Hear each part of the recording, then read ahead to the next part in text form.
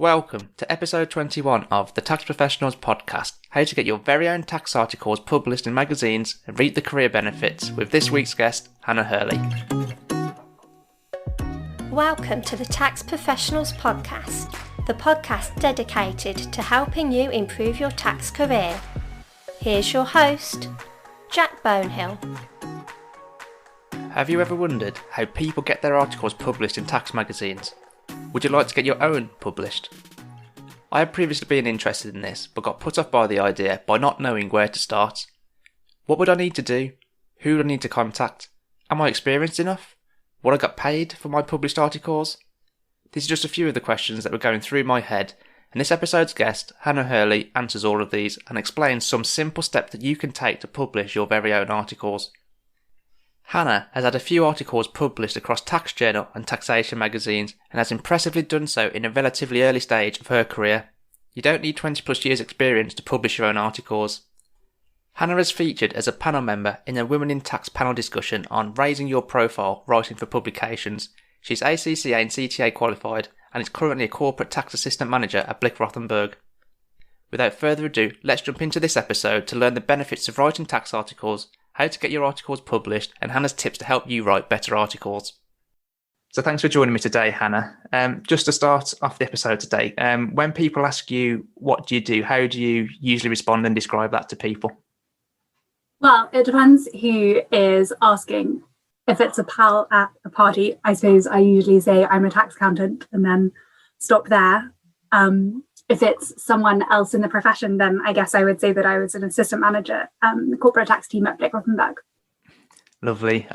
It can be a bit of a conversation killer, can't it, at like gatherings and stuff when you say you work in tax. Do you ever get people just go, oh, would you work for HMRC then, or are you the tax man? That, or the other hand, when you're in January, suddenly they have lots of questions. Yeah, or I could do with some tax advice. Can you help me out with my tax planning? Question.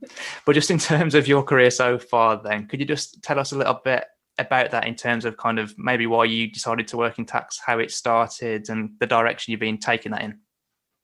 Yeah, so I took a slightly wayward route into tax, I suppose. I graduated with a degree in biology in 2014, worked as a strategy consultant for a couple of years, realised that I suppose I wanted a more definite qualification and decided to do the ACA, which I did with a sort of small general practice firm.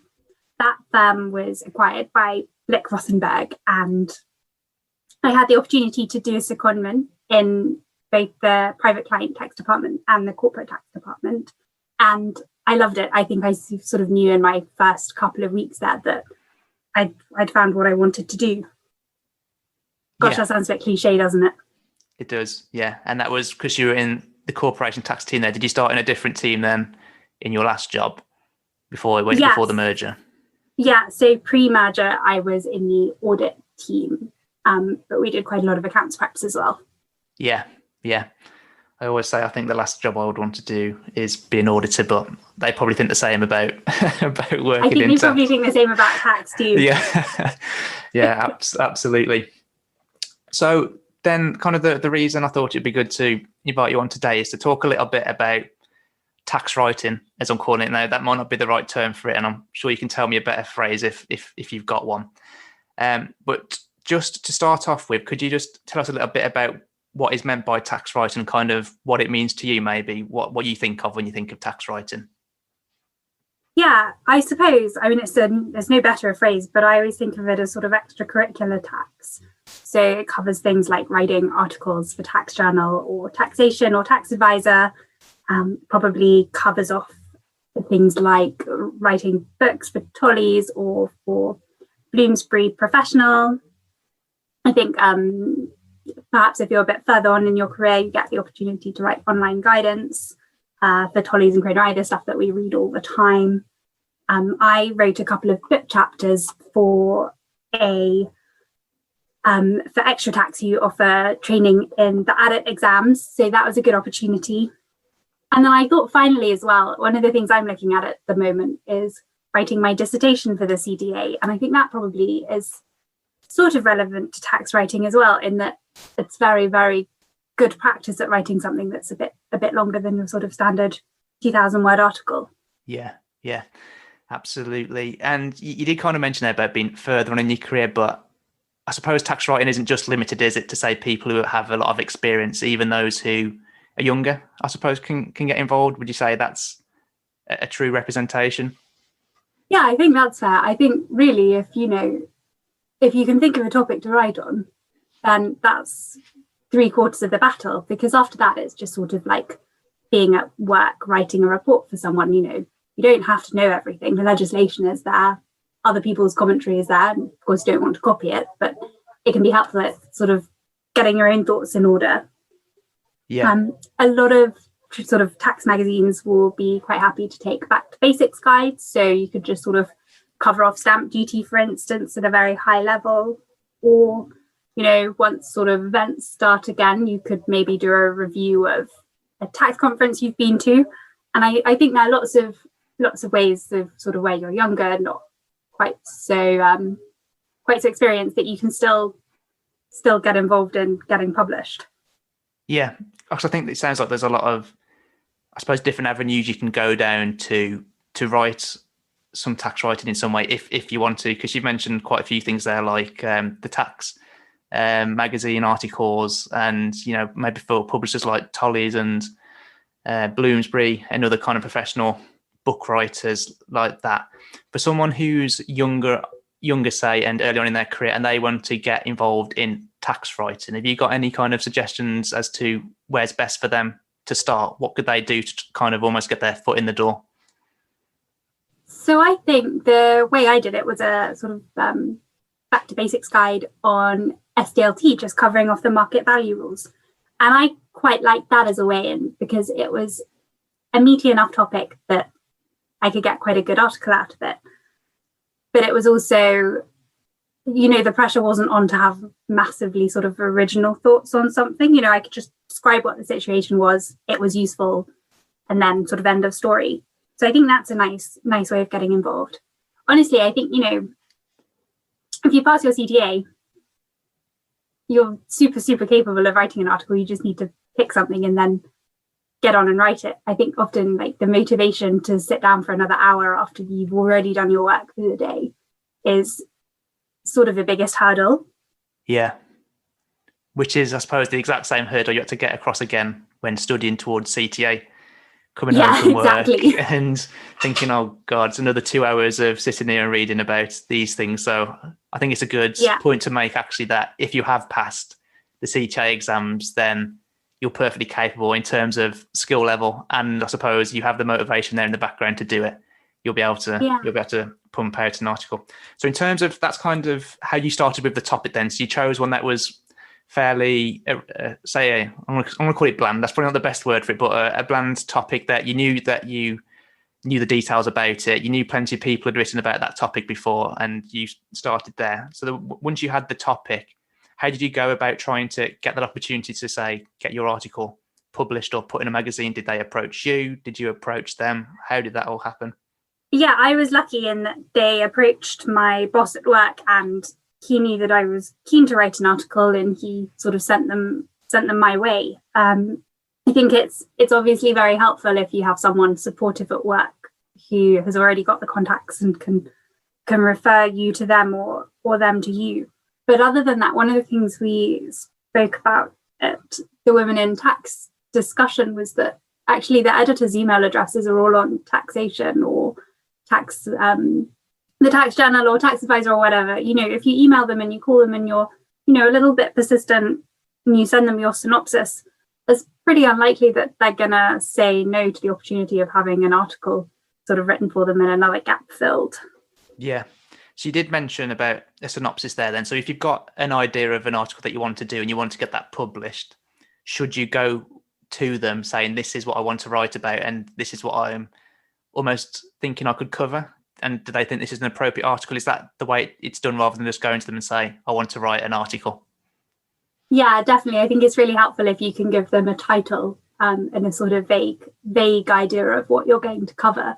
And obviously, once you've gone to them with that, you can have a discussion about whether that would be useful, or, say if you get a couple of weeks or a month in and you realize it's not going anywhere, then obviously you can like have a fresh chat with them, and maybe they'll have some guidance about what's useful. But I think it's probably quite difficult to go to them and just say, I want to write something, please tell me what. I suppose you give them not much to work with if you do that, whereas if you go in with an idea, exactly. It makes their life much easier, doesn't it, really? They've got the starting point. Yeah, and they can see like where it's going to fit in a sort of amongst the magazine as a whole, right? Because you probably, I mean, I'd be fine if everything in Tax Journal was corporation tax, but it's got to be good for everyone, hasn't it? So it needs a balance. Yeah. And so then I suppose you were fortunate in the case there then, whereas you told your maybe manager or someone else at your employer who kind of got asked the opportunity, so then they could put you forward because they knew you wanted to do it. So I suppose the first point is then to let other people know that you would like to start writing it, because that will increase your opportunity of being able to. So then once you've basically agreed with, say, a tax magazine that you're going to write an article, what are kind of the stages that you go through then to kind of go from that point all the way up until the finished article that's being published? Yeah, so then I think it starts being quite a lot like an essay at university that you really particularly care about. So, you know, you do your reading on Tolly's or whatever, and you sort of get comfortable with the topic. Then I find that it's quite helpful to write a plan out of like what's going to go in each paragraph and each section. And I try and work out if there are any diagrams or tables that I can include, because I think everyone loves a table, don't they? Yeah, everyone loves a table. Then I write it out, and then I sort of send it to various people for reviews. So I always try and like get it covered off by a partner at work, just to like make sure that, I guess, Blitt Rothenberg is happy with it, because their name is going on it too. Yeah. And I'll try and get like a friend in tax to read it as well, just to make sure that it sort of reads nicely and I've not missed out anything. And then I send it off. Oh, perfect. So all the stages then really happen outside of the magazine, apart from agreeing to write it and then publishing it. You do everything else outside of the magazine yourself, basically, getting reviews, etc. Yeah, exactly. So the magazine will format it nicely and they'll put it in their house style, and you know, you don't have to worry about getting case references in the sort of right order or whatever, as long as like the name is in there. Yeah. But yeah, most of it is done sort of on your own, I guess. And then in terms of kind of that review stage then, because I think if I were doing that, I would try and almost steer the reviewer into looking out for particular things that you might not think are that strong. Do you do that at all in any way, or do you just kind of go, here's the article, can you let me know your thoughts, and be a bit more broad about it? Yeah, I do the latter. I think if there was something I was unsure of technically, I'd have probably tried to flesh that out before it got to the stage that it was being reviewed. Like I'd have a chat with someone as I was writing. Yeah. So up front, you would make sure that it's technically accurate. And then really that last review is just to see that it reads well, that it's clear, that it kind of does what you want it to do, and then just leave it to them to do all those type of points. Yeah, exactly. Because obviously, you know, if someone is reading it in a magazine, you're not going to put a like little red sort of squiggly line under it being like, oh, you might want to double check this. And then, so I'm just thinking then, because if I was, say, a tax magazine, and I'm sure this hasn't happened in your case, but they could get the article that you think is the finished one, and they might read it and think, well, this isn't what we're expecting. We don't think this is appropriate, or it's not worded in a way. Do they do any form of review their end, or do they just accept the article once it's given to them? Yeah, I can't talk for them, obviously, but they've definitely reworded sentences in some of my articles, or they've said, we're not sure this is quite clear. Can you redraft this paragraph or whatever? Yeah. So they review that. And I think Andrew, the editor at Taxation, mentioned that if you're a new writer and you want a bit more of a steer, then you can ask them to, you know, probably do a more in-depth review. He also said, I mean, these guys come across tons of articles, don't they? They've got to get a magazine out once a week for 52 weeks of the year or whatever it is. Like, they are pretty technically strong themselves. So I think if they came across something that looked really odd, they would tell you about it. Yeah, I imagine most people who approach a magazine, though, know how to write a decent article. Otherwise, why would they be approaching the magazines? But so they do I some. think that's true. Yeah, and I reckon by the time you're like writing articles about tax in your free time, you're like a bit of a tax nerd, right? So you probably are going to get your technical stuff correct. Okay, that's actually quite interesting. So I had absolutely no idea about how that process would work, really. And I imagine a lot of people who are listening as well wouldn't. So that's actually really insightful to just figure out how that works, and that you can almost take control of the situation if you want to write an article by actually going out and seeking to write one, approach in Taxation Magazine, approach in Tax Advisor, maybe then saying that you want to write one. I think it's also going to be super helpful knowing that you should go in with an idea to increase your chances of basically getting that opportunity. That's all. Yeah, I think what I've found really surprising is like how easy it's been to get things published, like knowing sort of what to do and who to go for. And like Sean, my boss's guidance has been really helpful in that, because otherwise it's such a mysterious process, isn't it? Like you just get these magazines on your desk and you know that people are writing for them because you can see their names. But yeah, other than Sean, I'd have had no idea how to get anything published. Yeah, because I definitely thought about it in the past. I was kind of interested in it, but I almost got turned off by not even knowing where to start, really. Yeah, exactly. And to like, as I think I said, like motivation is such a thing, and to be honest, there's nothing better for motivation is there than a deadline. But to get that deadline, you need to know who to talk to for them to give you one. Yeah, it does inspire motivation when you've got a deadline just around the corner, doesn't it? Yeah. So we've kind of almost talked about approaching them to write an article to start with, rather than them approaching you then. So I suppose almost a natural question that I would be interested in, and I'm sure many other people are too, is do magazines actually pay the writers of their articles at all, or is it done on a pure voluntary basis? Yeah, I think generally no. I think you're possibly more likely to be paid for writing study materials or entire books than you are an article. But then I suppose the benefit of actually writing an article on a voluntary basis is exposure, almost self-advertisement, self-branding. Do you think? Yeah, exactly.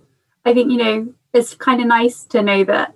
I suppose like at the moment it's really difficult, isn't it, to get any kind of exposure, because you can't go to networking events, and find it like quite a nice way of getting your like name out there or your brand out there or whatever, just by being like, this is my work, it's good, or I think it's good at least. Yeah. Please read it. So I think it's a good way of like building exposure. Yeah. Writing something targeted for a tax magazine, in this case, where you're going to get exposed to the people who work in the same industry as you, who are going to be interested in those type of things. It's a pretty good way of doing it, I suppose, isn't it? Yeah, I think so. And also, I don't know, I feel like tax is a really nice profession, right? And is in some ways a nice community too. So I like the idea that I, in writing these things, would be giving something back. Yeah. And, it's not just the exposure that you get out of writing an article. I've found it really good practice to, write something independently and to sort of structure thoughts clearly. It's a good opportunity to research a technical topic that you like without having to maybe commit to it at work and then become the person that does whatever if you're not quite ready for that. Yeah. So there are benefits really then, at least what you found personally, other than just the exposure. There's that practice at the technical research, there's that practice at writing something clearly and structuring it in a way that is logical and makes sense to other people.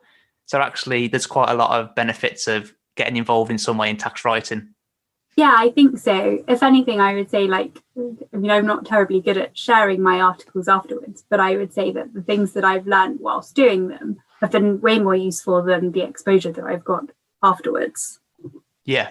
That actually leads on to my next question then, and maybe since that's a little bit of a shortfall for you where you can improve on it, is there anything you can do you think, to maximise the publicity after it's actually been published so that you get as much exposure as possible? Yeah, so I suppose you can put it out on your LinkedIn and your Twitter feed, which is good. You can send it around to your colleagues who might be interested, send it around sort of other contacts in the profession that might like to read it. I think client-wise, and this isn't something I've really explored, it's instead of writing tax articles for like the tax magazines, you could write a simpler tax article for one of the trade magazines that would be relevant. And I think that would be a good way of sort of doing business development rather than, just because, clients don't necessarily want to read 2,000 words of quite detailed article on liquidation, right? That's why they're paying us. Yeah, that's a really good point, because if you're writing to try and get client exposure, the chances are that they're not going to be reading a tax magazine. They're more likely to be reading their industry-related ones, particularly where I suppose you're speaking to like FDs and other people within a business that are making commercial decisions on their behalf. It's interesting because then you think like maybe writing for one of the ICAW magazines is quite good, because I know that I'm still being posted like Economia every month. Yeah. But so of like every other ACA who are in industry or who are, auditors or whatever. Yeah, so they're good ideas. I did actually, because I haven't actually ever written an article for a tax magazine before, but I have written one for like a local business magazine. And kind of the approach I took to writing that was completely different to what it would be for writing for taxation or tax advisor, because it didn't need to be technical in any way at all. If I would have gone technical in those articles, people would have fell asleep probably straight away. Yeah. So I suppose it allows you to practice a different type of writing as well, doesn't it? I suppose the writing for the industry magazines are more akin to how you would advise a client rather than writing for a tax magazine. Unless you were advising, say, an in-house tax team, then maybe they might want it a bit more technical. Yeah, they're like different muscles to flex, aren't they? They are. So I suppose if you really want to get a lot of good experience in terms of improving your writing, then going for that broader range would be a better way to do that than just writing for tax magazines.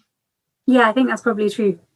I think that's a really good thought, actually, because when I was first thinking about doing some form of tax writing, I was almost focused completely on the tax magazines. I almost felt like that was a better way to go about it. But when you start thinking broader than that, there's so many different magazines that you can write for that are still read by a decent readership. So it's just about trying to get your foot in the door. If you're really struggling, just why not try a bunch of different magazines? Maybe if someone's got a niche in a particular area of tax and they work particularly in one industry, then why not approach that magazine instead? And I suppose it's going to be the same process as what you've described here anyway, about writing for a taxation magazine, just with a different magazine basically. And they obviously can't change your points technically, can they? Yeah, that's probably true. We've talked about kind of how you can go about getting the opportunity to write it. We've also talked about the stages that go with it. I suppose just to sum all those points up, if you were to now have to give advice to one person who was looking to start tax writing or to become involved in some way, what do you think the best thing for them to do is? Where would you recommend that they started? Yeah, I would say they should pick a topic that they know well, where they know they'll be able to find a good reviewer, and then just email the journals with it. You can take it as simple as that. And when you say it like that, it does make it sound really straightforward. So that doesn't sound like a particularly overwhelming thing to do. Is there any particular people at the magazine that people should be speaking to, like not name as such, I mean like title maybe? Should they be emailing the editor, or is there like another person that people should be aiming to talk to? Yeah, exactly. It's the editor that after, and they probably find the names on LinkedIn, right? I'm sure if you search editor Tax Journal, you'll find the right person to get to. So people now know how they can go about writing an article, where they need to go to get the opportunity, etc. In terms of actually physically writing it, you have kind of talked about the stages that you go through, but have you got any tips in particular that you think people can apply to help improve their tax writing, make it more easy to read by other people, make it more interesting, etc.? Yeah, I think, well, from like everything else, you just want to get some practice at it. I would say thinking really carefully about having nice short paragraphs and keeping your sort of structure of your article good. And then I would say, like, just don't be afraid to ask for help, either as a reviewer or for someone to bounce off of ideas off of, because, like most people in the profession are really friendly, aren't they? I think probably a mistake I personally made in the past is going for quite long sentences that have a lot of commas in. etc. And I think what you've said there about short sentences is probably a good one, because it does make it much more digestible. Yeah, I think so. Doesn't it? Love a bullet point particularly. Yeah, they're much more digestible, aren't they, than large paragraphs with long sentences. I think I quite like writing long sentences for my maths degree, because that's what everyone used to do there. So it used to make me almost feel smarter for writing it. But in terms of the other person reading it on the other side, it's not always nice. It's a bit dense. It is, yeah. It's nice to know where someone is going. And I think, like keeping your language simple is a good way to do that. Like tax is complicated enough, isn't it? In some ways, we don't need to make it more so. It is, absolutely. Where do you stand on jargon? Do you use much jargon, or do you try and avoid it if possible? What do you mean by jargon? I'll give you an example. So one for me is PSCs. So when I say PSCs, I'm just meaning a worker that has their own limited company that they own, that they're the director of, and they work through it. So I would use PSCs with my colleagues, because we all know what that means, but a client won't necessarily know what that means unless we explain it to them and say other terms that are very taxy in nature. Yeah, I think I would explain my term first, and then I would maybe abbreviate.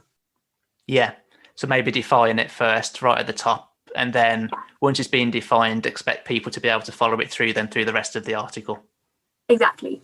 That sounds like a good way of doing that. And then in terms of structure, because I think structure can make or break how something reads, whether it reads well or not, and whether or not people can take on the information easily. But at the same time, I don't think it's an exact science on how to do it. What kind of things will be going through your head, do you think, when you're thinking of a way to structure an article? Are there any things that particularly come to mind? Yeah, I agree, actually. I think structure is quite an exact science, and I think it's quite particular to different topics. For instance, one of the things I've found quite helpful is, I suppose for structuring as well, is instead of writing about a topic, I'll make like a fake case study. And that's a lot easier to write about. And, it's something we're all very practiced at, because it's what we do at work. Yeah. And I think from there, like a structure will sort of fall into place more naturally. Yeah. So start with a case study. Start with a case study. Just do a case study, because then, you say you've got your introduction, you can move on to your facts, then you sort of apply the tax to the facts, then you can conclude. And like you've already got a shape, and then you can just, break things up depending on what your actual topic is.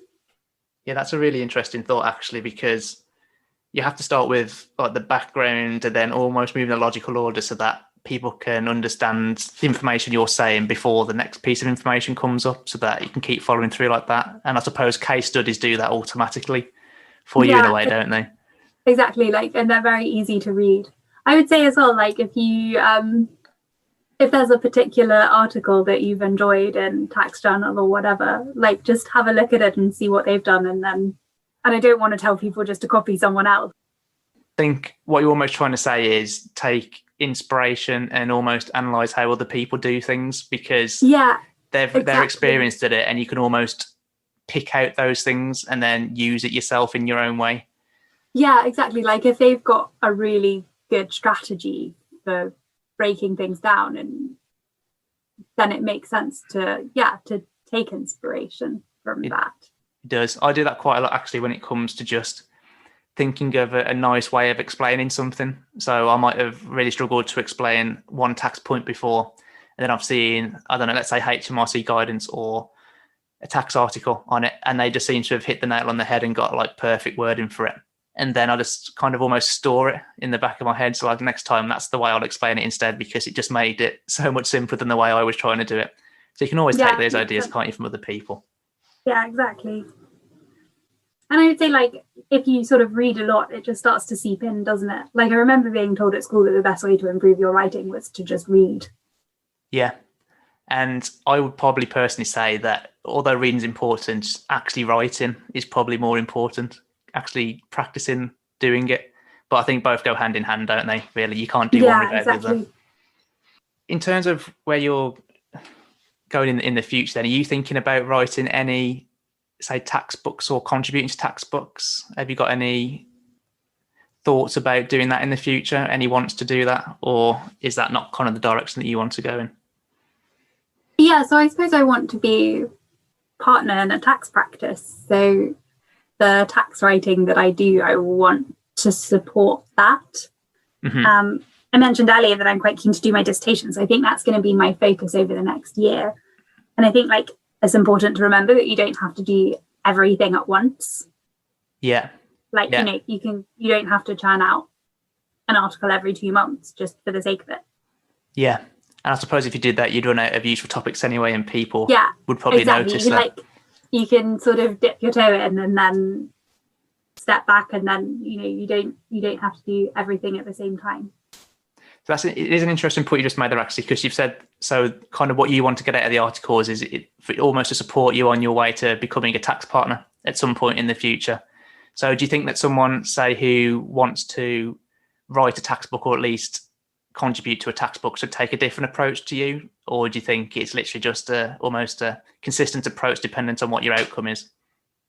I suppose if you wanted to write a tax book, then I suppose you would need to be more proactive than I necessarily have been at, like, getting in touch with trolleys or getting in touch with Bloomsbury or Croner or whatever, and like letting them know that that is something that you're interested in.